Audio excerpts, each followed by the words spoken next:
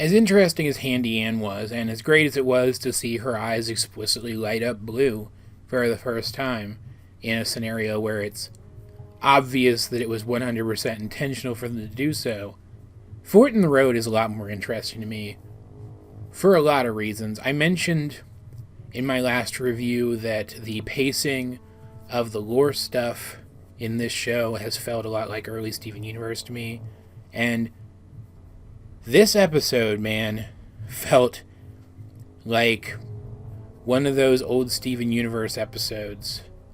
Once it was more clear than ever that the gem stuff was supposed to be technology and not magic. When Steven and the gems went to a gem installation with stuff that we were clearly intended to recognize as technology and not magic. In this episode, Hop Pop is being incredibly strict because the land outside the valley is ultra dangerous, but he's being so strict to the point that he's not even letting them stop at a diner for ice cream. And so Anne and Sprig get real pent up, and they hatch a daring escape from the wagon, which involves asking Hop Pop to stop the wagon for a second and then just booking it. These are our main characters. Running off to investigate the Ruins of Despair, filled with structures, those little Hobbit Hole-esque structures from the Season 2 teaser, which have been there since the beginning of recorded history. I think you can clearly understand why I'm so excited about this. It's looking more and more like the world of Amphibia, the island, the continent of Amphibia, whatever it is. Anne in this episode says she's from an alternate dimension, so I guess we are supposed to assume that this is an alternate dimension from her world, not just a weird place on her world. But whatever specifically Amphibia turns out to be, geographically, it looks like the current amphibian society. Oh, I just got that. They'd be literally amphibians, because they're from Amphibia. The amphibian society that currently occupies Amphibia is post-apocalyptic.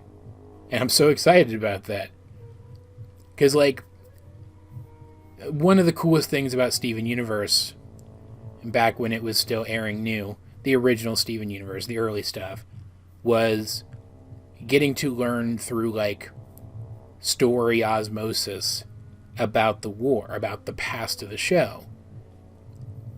And continuing to compare Amphibia to Steven Universe, it looks like we're going to get something like that through all of the hints as to what that apocalyptic event actually was. And considering there's an artifact in this world, possibly multiple artifacts in this world, called Calamity Boxes, let's just say I have a lot more fuel for that theory I've been cooking up after watching this episode. But anyway, Anne and Sprig end up fumbling their way into one of the little Hobbit Hole-esque structures.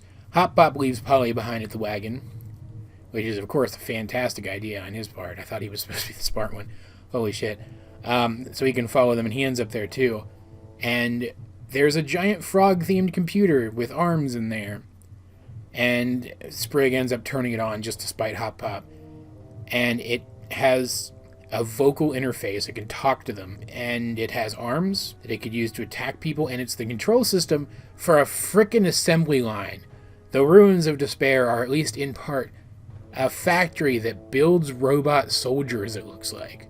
Because one of them does get completed and ends up wandering out of the ruins, possibly following the main characters at the end of the episode. And so there's a big heroic exchange where Anne has to free Hop Pop from the assembly line, while Sprig ends up using Hop Pop's Book of Road Rules to jam the computer and shut it down. It's typical Amphibia stuff. It's very good. It's all very good. Like, I don't want my dismissiveness of the, like, status quo-y kind of stuff in this show to imply that the status quo-y kind of stuff in this show is bad. I'm not dwelling on it because it's all equivalently good, right? And in the end, Sprig realizes that he went way too far, but Hop Pop, in keeping with the fact that in this show, even the adult characters can learn lessons, realizes that he was probably being too strict.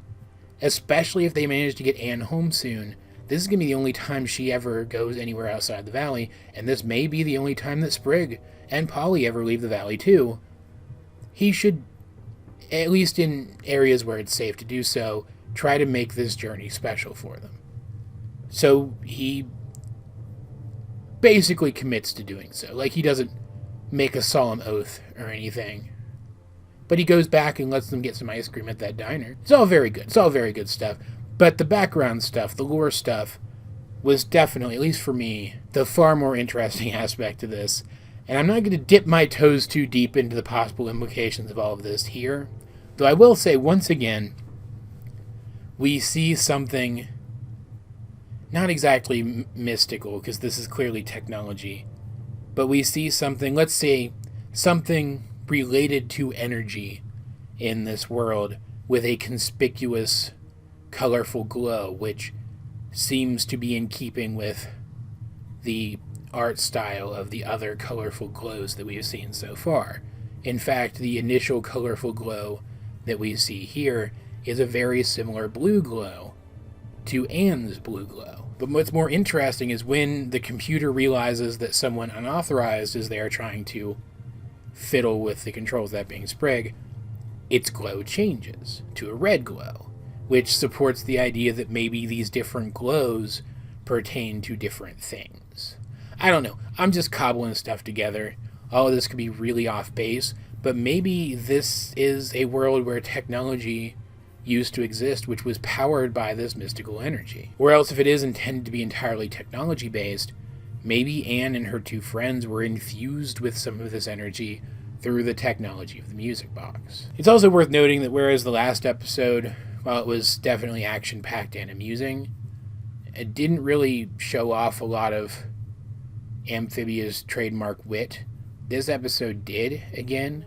There was some fantastic wordplay here. Keep driving and never look back. Hold on, Sprig. Look back here for a second. Also, and I hope they use this every time, or at least a lot of the times when there's something cool and mysterious-y happening. Maybe they have in the past, I just didn't notice it. But there was this fantastic, like, ooh, this is mysterious, you should be paying attention music that played when they came upon the ruins. It was so good. I want just the straight track of that so I can, like, play it in the backgrounds of videos and even just listen to it sometimes. It was very good. Like, it wasn't like a music sting, it was like part of the score. But it was very good. I'll play it for you now, actually, so you guys know what I'm talking about. I don't know, once again, all of the character fumbles and foibles in this episode felt entirely in character, and none of them indicated to me in any way that these characters are not still learning and growing. These last two episodes have just been, like, perfect. They're perfect episodes of television. I don't know what else to say about them. I have literally nothing to criticize this episode over. Go watch it. It's fantastic. I certainly hope the show manages to keep up this quality, because if it does, this could round out being my favorite cartoon ever. Just saying. That said, though, guys, what did you think of Fort in the Road? Why is it called Fort in the Road? Just for the wordplay? Because there wasn't a fort in this, unless the ruins are supposed to be also a fort. I don't know. It doesn't matter. What did you guys think of Fort in the Road if you have seen it?